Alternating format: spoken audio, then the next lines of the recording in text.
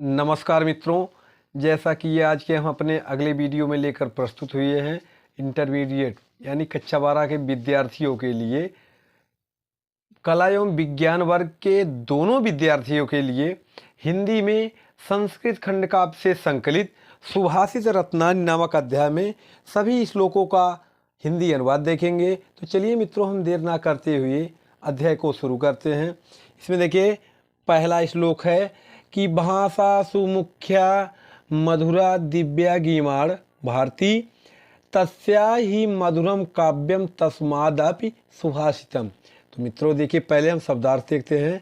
भाषासु, भाषासु माने भाषाओं में, जिस प्रकार से बालकेसु होता है अधिकरण कारक सप्तमी विभक्ति यानी बालकों में, उसी प्रकार से भाषासु माने भाषाओं में, मुख्या माने मुख्य, मधुरा माने मधुर, दिव्या माने दिव्य अथवा अलौकिक, गीवाण भारती मित्रों संस्कृत का उपनाम है भारती, तस्या माने उसका, ही माने निश्चय ही, मधुरम माने मधुर, काव्यम माने काव्य है, तस्माद और उसमें, अप माने भी, सुभाषितम माने मधुर वचन।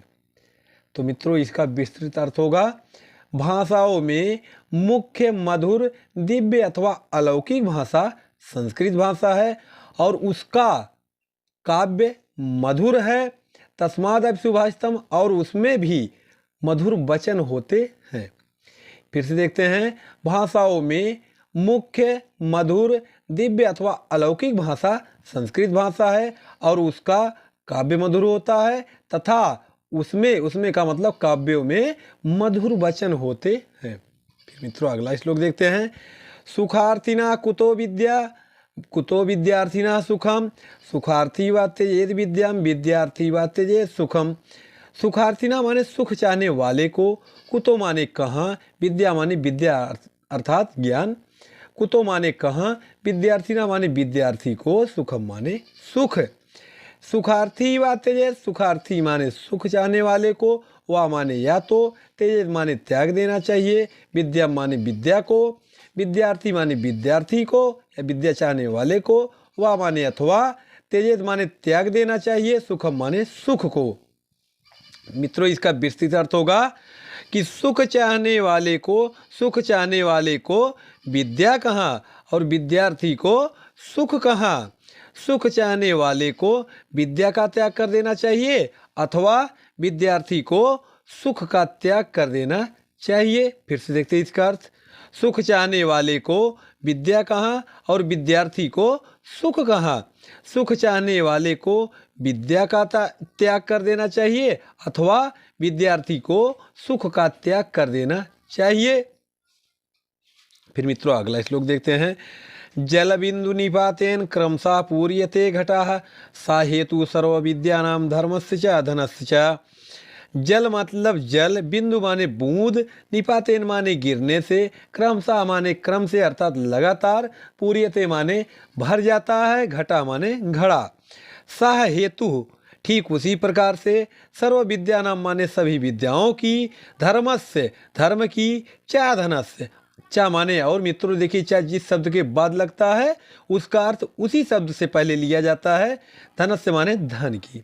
अब इसका विस्तृत अर्थ होगा कि जल की बूंदों के लगातार गिरने से घड़ा भर जाता है, ठीक उसी प्रकार से सभी विद्याओं की, धर्म की और धन की पूर्ति होती है। फिर से मित्रों इसका अर्थ देखते हैं कि जल की बूंदों के लगातार गिरने से घड़ा भर जाता है, ठीक उसी प्रकार से सभी विद्याओं की, धर्म की और धन की पूर्ति होती है। मित्रों फिर अगला श्लोक देखते हैं,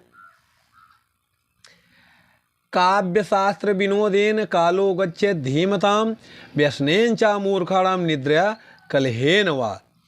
काव्य माने काव्य, शास्त्र काव्य और शास्त्र को, विनोदेन माने प्रेम पूर्वक बातचीत के द्वारा, कालो मतलब समय, गच्छेत माने जाता है, धीमताम माने बुद्धिमान लोगों का, व्यसनेन व्यसन माने मित्रों होता है गंदी आदत, चा माने और, मूर्खाणाम माने मूर्ख लोगों का, निद्रा माने नींद में अर्थात सोने में, कलहेन वा अथवा लड़ाई झगड़े में। तो इसका विस्तृत अर्थ होगा कि बुद्धिमान, देखिए मित्रों धीमताम से अर्थ ही उठेगा यानी बुद्धिमान लोगों का समय, बुद्धिमान लोगों का समय काव्य और शास्त्र को पढ़ने में तथा प्रेम पूर्वक बातचीत करने में ही गच्छति माने जाता है या व्यतीत होता है, जबकि मूर्ख लोगों का समय सोने में अथवा लड़ाई झगड़े में ही व्यसन होता है। फिर से इसका अर्थ देखते हैं।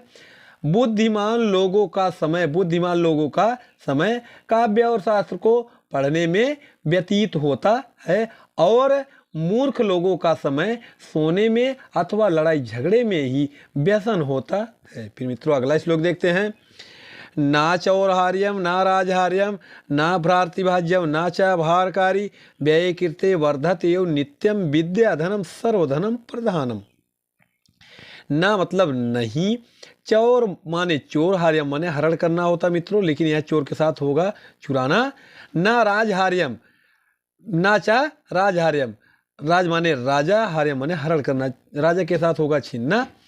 ना माने ना तो, भ्रातृ माने भाई, भाज्य माने बांटना, ना माने नहीं, चा माने और, भारकारी माने बोझिया भार बढ़ना। व्यय माने व्यय, कीर्ते माने करने से, वर्धत माने बढ़ती है, एवं माने ही, नित्य माने प्रतिदिन। विद्या धनम माने विद्या रूपी धन, सर्वधनम प्रधानम सभी धनों में प्रधान धन है। तो मित्रों इसका विस्तृत अर्थ होगा कि विद्या को न चोर चुरा सकता है, न राजा छीन सकता है, न भाई बांट सकता है और न ही इस पर बोझिया भार ही बढ़ता है। विद्या प्रतिदिन व्यय करने से, खर्च करने से बढ़ती है। विद्या रूपी धन सभी धनों में प्रधान धन है। फिर से मित्रों इसका अर्थ देखते हैं। यहीं से यानी विद्या से अर्थ उठेगा, विद्या को ना चोर चुरा सकता है, ना राजा छीन सकता है, ना भाई बांट सकता है और ना ही इस पर बोझिया भारी बढ़ता है। विद्या प्रतिदिन खर्च करने से बढ़ती है। विद्या रूपी धन सभी धनों में प्रधान धन है। फिर मित्रों अगला श्लोक देखते हैं। इसमें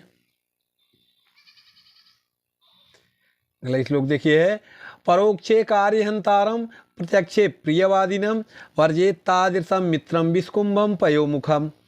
परोक्षे माने पीठ पीछे, कार्यहंतारम माने कार्य की हानि पहुंचाने वाले, प्रत्यक्षे माने प्रत्यक्ष या सम्मुख, प्रियवादिनम यानी प्रिय बोलने वाले, वर्जेत माने त्याग देना चाहिए, तादृशम माने वैसे, मित्रम माने मित्र को, विष कुंभम विष से यानी विष माने विष, कुंभ माने घड़ा, पया माने दूध, मुखम माने मुख पर। इसका विस्तृत अर्थ होगा कि पीठ पीछे कार्य की हानि पहुंचाने वाले और प्रत्यक्ष अर्थात सम्मुख प्रिय बोलने वाले, वैसे मित्र को त्याग देना चाहिए जो मित्र विष से भरा हुआ घड़ा तथा मुख पर रखे हुए दूध के समान होता है। फिर से देखते हैं, यानी पीठ पीछे कार्य की हानि पहुंचाने वाले तथा सम्मुख प्रिय बोलने वाले, ऐसे मित्र को त्याग देना चाहिए जो मित्र विष से भरा हुआ घड़ा तथा मुख पर रखे हुए दूध के समान होता है। फिर मित्रों अगला श्लोक देखते हैं। उदेति सविता ताम्रस्ताम एव अस्तमेति च संपत्तौ च विपत्तौ च महताम एक रूपता।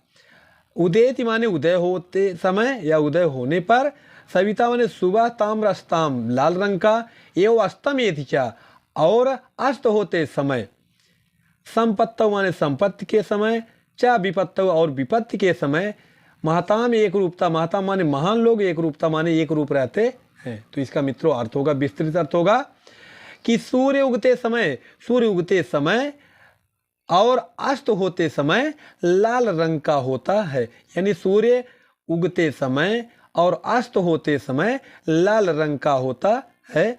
ठीक उसी प्रकार से महान लोग जो वीर पुरुष होते हैं, वे संपत्ति के आने पर तथा विपत्ति के आने पर एक ही रूप रहते हैं। फिर से इसका अर्थ मित्रों देखते हैं कि सूर्य उगते समय और अस्त होते समय लाल ही रंग का होता है। ठीक उसी प्रकार से महान पुरुष जो वीर पुरुष होते हैं, वे संपत्ति के आने पर तथा विपत्ति के आने पर भी एक ही रूप रहते हैं। फिर मित्रों अगला श्लोक देखते हैं। विद्या विवादाय धनम मदाय शक्ति परेशान परपीडनाय खलस्य साधो विपरीतम एतज्ञ ज्ञानाय दानाय च रक्षणाय। विद्या माने विद्या या ज्ञान, विवादाय माने विवाद अर्थात लड़ाई झगड़े के लिए, धनम माने धन, मदाय माने घमंड या अहंकार, शक्ति माने शक्ति या ताकत, परेशान माने दूसरे लोगों को, परिपीडनाय माने पीड़ित करने के लिए होती है। खलस्य माने दुष्ट लोग, साधो माने सज्जन, विपरीतम माने विपरीत, एतज्ञ माने इसके, ज्ञानाय माने ज्ञान के लिए, दानाय माने दान के लिए, च रक्षणाय और रक्षा के लिए होती है। तो मित्रों इसका अर्थ क्या होगा, देखिए विस्तृत अर्थ होगा खलस्य। खलस्य से अर्थ उठाइए, यानी दुष्ट लोगों की विद्या, दुष्ट लोगों की विद्या विवाद के लिए, धन घमंड या अहंकार के लिए, शक्ति दूसरों को परेशान करने के लिए होती है। जबकि सज्जन लोग इसके विपरीत, अर्थात जबकि इसके विपरीत सज्जन लोगों की विद्या ज्ञान के लिए, धन दान के लिए, शक्ति रक्षणा यानी शक्ति रक्षा करने के लिए होती है। फिर से मित्रों इसका अर्थ देखते हैं, दुष्ट लोगों की विद्या, दुष्ट लोगों की विद्या विवाद के लिए, धन घमंड या अहंकार के लिए और शक्ति दूसरे लोगों को परेशान करने के लिए, प्रताड़ित करने के लिए, पीड़ित करने के लिए होती है। और इसके विपरीत सज्जन लोगों की विद्या ज्ञान के लिए, धन दान के लिए और शक्ति रक्षा करने के लिए होती है। फिर मित्रों अगला श्लोक देखते हैं इसमें, सहसा विदधित ना क्रियाम आविवेका परमापदम पदम व्रीणुते ही विमृष्कारिणम गुणलोभधा स्वयं एव संपदा।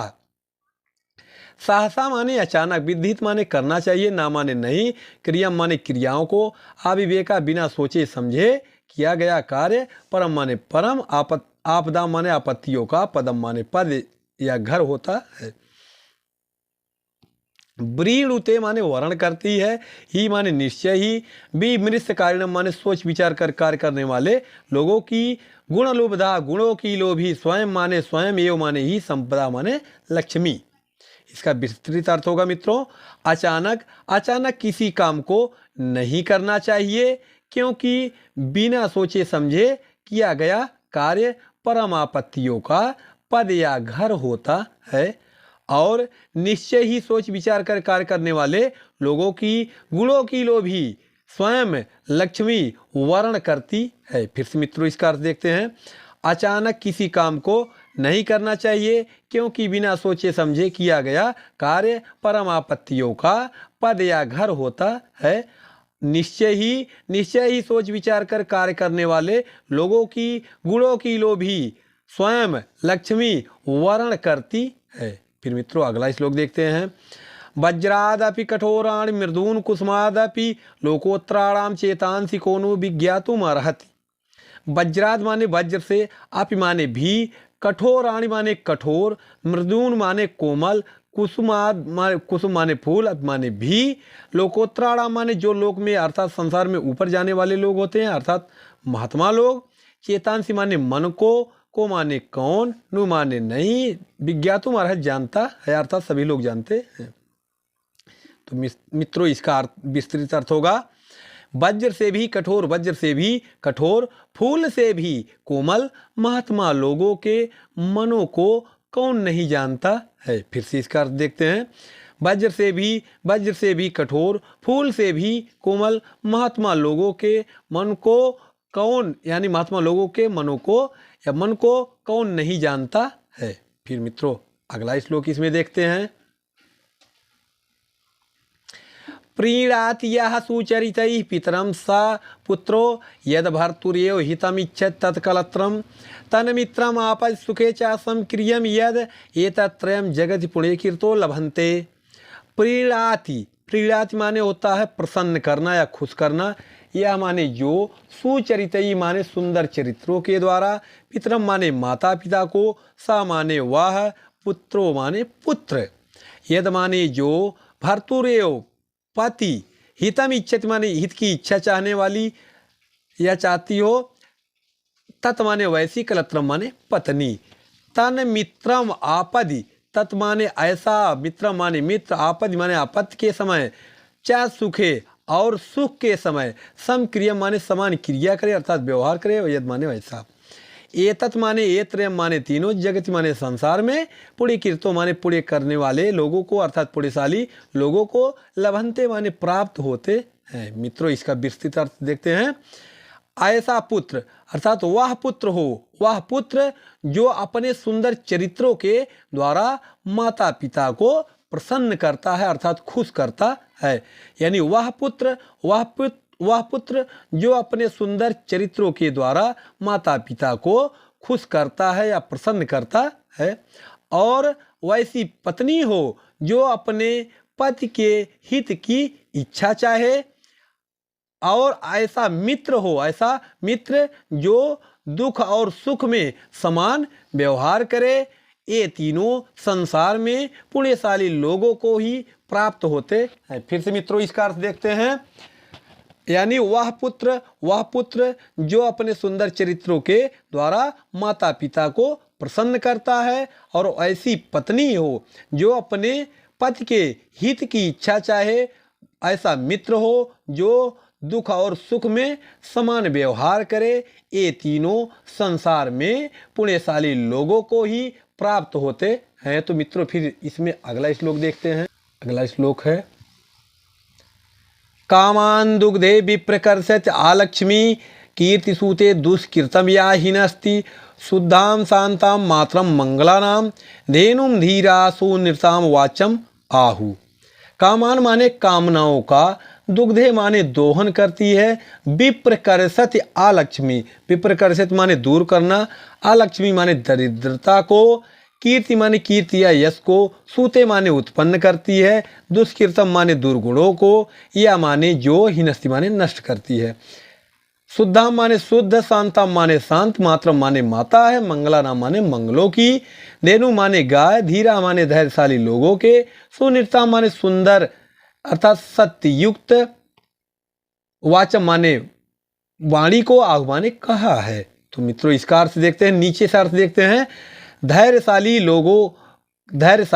लोगों के सत्ययुक्त वाणी को ऐसी गाय कहा गया है जो क्या करती है, कामनाओं का दोहन करती है, दरिद्रता को दूर करती है, कीर्ति या यश को उत्पन्न करती है, और दुर्गुणों को नष्ट करती है, शुद्ध शांत मंगलों की माता है। चाहे मित्रों ऐसे ही देखते हैं, कामनाओं का दोहन करती है, दरिद्रता को दूर करती है, कीर्ति या यश को उत्पन्न करती है, दुर्गुणों को नष्ट करती है, शुद्ध शांत मंगलों की माता है, धैर्यशाली लोगों के सत्ययुक्त वाणी को ऐसी गाय कहा गया है।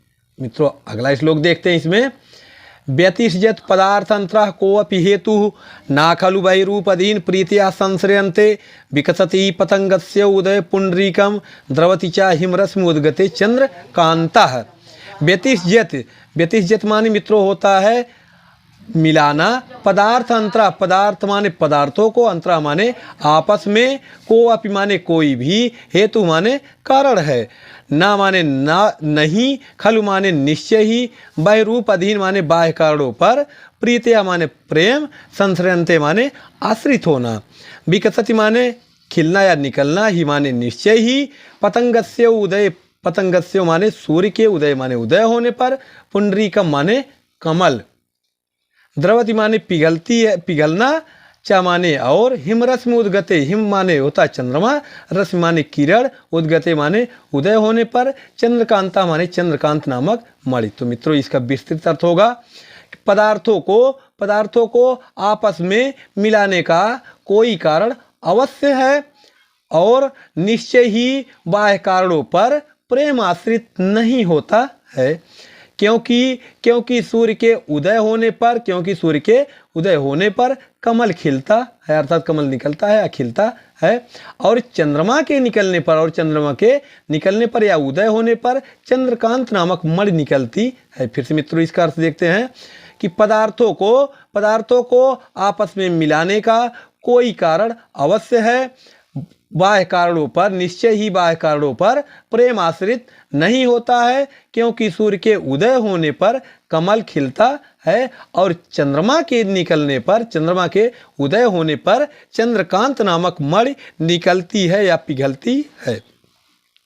फिर मित्रों देखिए इसमें अगला श्लोक देखते हैं। निंदन्तु नीति निपुणा यदि वा स्तुवन्तु लक्ष्मी समाविशतु गच्छतु वा यथेष्टम अद्ययु वा मरणमस्तु युगांतरे वा न्यायात पथ प्रविचलन्ति पदम न धीरा।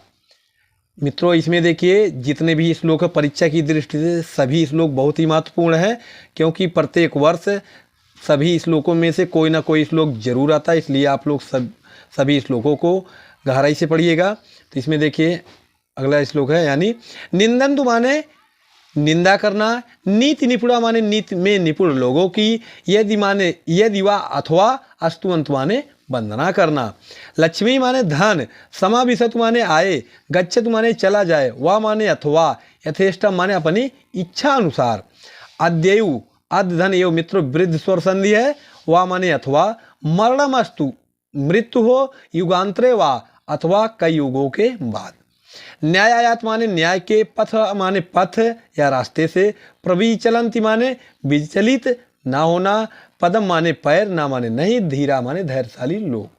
तो इसका अर्थ होगा कि नीति में निपुण लोगों की, नीति में निपुण लोगों की चाहे कोई निंदा करे अथवा वंदना करे, धन आए अथवा अपनी इच्छा अनुसार चला जाए, मृत्यु आज हो अथवा कई युगों के बाद हो, धैर्यशाली लोग वीर पुरुष अपने पैर को न्याय के पथ से कभी भी विचलित नहीं करते हैं। फिर से मित्रों इसका अर्थ देखते हैं।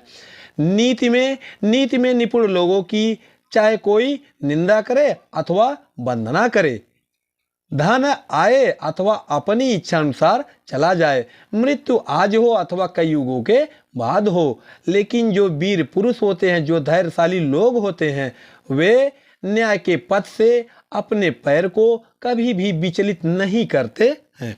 मित्रों इसमें अंतिम श्लोक देखते हैं। ऋषयो राक्षसी माहुवाचम उन्मद्दृप्तयो सायोनि सर्ववैराणाम साही लोकस्य निर्वृति। ऋषियों माने ऋषियों ने, राक्षसी माने राक्षसी, आहु माने कहा है, वाचम माने वाणी को, उन्मत माने मतवाली, दृप्तयो माने घमंड या अहंकार, सा माने वह योनि माने उत्पन्न करती है, सर्व वैराणा माने सभी वैरों को, सा माने वह, ही माने निश्चय ही, लोकस्य माने लोक का, निवृत्ति माने आपत्ति का कारण है। तो मित्रों इसका विस्तृत अर्थ होगा। ऋषियों ने अहंकार से युक्त, ऋषियों ने अहंकार से युक्त मतवाली वाणी को राक्षसी कहा है, जो सभी वैरों को जन्म देती है, और वह ही यानी वह संसार के या जगत के आपत्ति का कारण है। फिर से मित्रों इसका अर्थ देखते हैं। ऋषियों ने अहंकार से युक्त मतवाली वाणी को राक्षसी कहा है, जो सभी वैरों को जन्म देती है, और वह संसार के या लोक के आपत्ति का कारण है। तो मित्रों हमारे द्वारा यह बताया गया आप लोगों को अर्थ कैसा लगता है? यदि अच्छा लगता है तो वीडियो को लाइक करें, शेयर करें और चैनल को सब्सक्राइब करना ना भूलें। आप लोगों से मिलते हैं अगले वीडियो में, तब तक के लिए आप सभी को धन्यवाद।